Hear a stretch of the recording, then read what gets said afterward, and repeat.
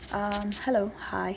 I'm using my phone recorder because I realized this has better um, voice quality.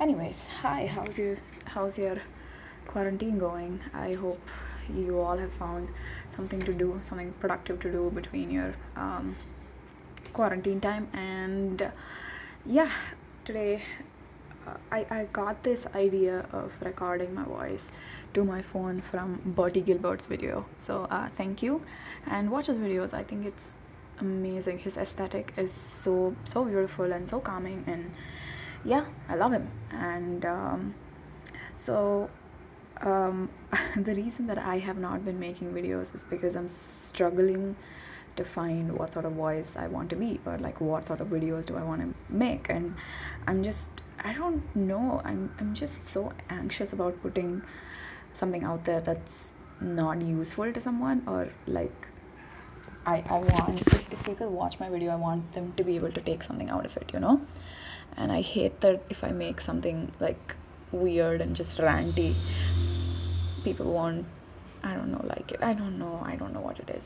Anyways, so yesterday at like 2 a.m. in the morning, me and my friend were having a conversation about John Green's books, and he told me that he didn't really like them, and I was like, okay, fine.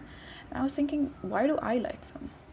And then I realized a lot of things, and then I was explaining it to him, and I was like, I should, put it out there because it's important. One of my favorite scenarios in John Green's books is in this particular book called Turtles All the Way Down. It's the kind of book that made me resonate a lot with the main character, because she was very much something that I was feeling. And she described feelings in metaphors in the ways that I didn't think anybody could, and I loved it. And there's this one scenario where she and her friend go into a cave for some sort of like an art thing, and then they go deeper into the cave and they switch off their torches, and she describes it as how her anxiety feels. I was genuinely blown away by it, and I kept reading the same passage again and again because of how much I resonated with that feeling of being in a dark space and just not knowing where to go, and you don't have any light to guide you. And her describing that to her friend was, I don't know how to describe it. It meant a lot to me. Despite the cheesy plots that he writes in his books, I think it's more about people, things that they feel inside, and how they portray themselves, and how much of it is real, especially how much of it is so resonant with the way teenagers feel these days. I think everybody should read John Green regardless of what they think of the plots, because I think I started learning how to talk about my feelings in metaphors, because you can't really talk about your feelings. Like, how do you define depression or sadness? What is even the difference, right? And I think John Green taught me how to metaphorically express how I feel, and I think everybody should learn how to express how they feel, because feelings are so complicated and so hard to empathize with as well, because it's so hard to express. And I think everybody should read John Green so that they learn how to metaphorically talk about their feelings, because that's the only way we have to express our feelings.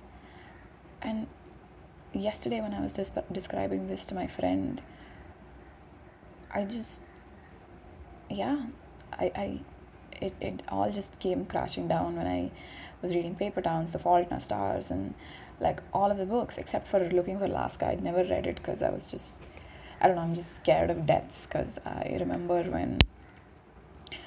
when Augustus died in Fault in Our Stars, and I lost my mind. I was reading that in the middle of um, school, when everybody was practicing and things like that, and I was just crying sitting in a room, and I was like, what the fuck. So yeah, and I think my teenage heart really needed a character like the one in An Abundance of Catherine's, like the one that was obsessed with maths and trying to express everything through maths. And I love that. I love that feeling of knowing that somebody else also feels as nerdy as me out there and is cool, and just finding friends in the way that they do in these books. I hope more and more people watch John Green's YouTube videos and read his books, so that it paves a new way of thinking towards your feelings. And yeah, and I'm going to end this video with some of my favorite quotes of John Green. That's the thing about pain, it demands to be felt.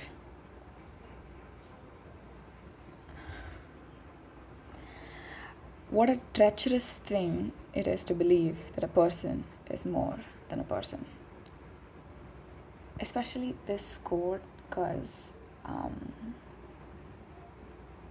just feel a lot of things about this quote, and I finding it hard to express as usual.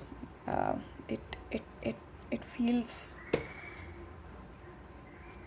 like I've been there, like I've been in places where people thought I was a lot of things and I just wasn't, and the disappointment and the pain was just, yeah, this, oh. And my last quote that I genuinely like, that I have experienced time and again, is nothing ever happens like you imagine it will.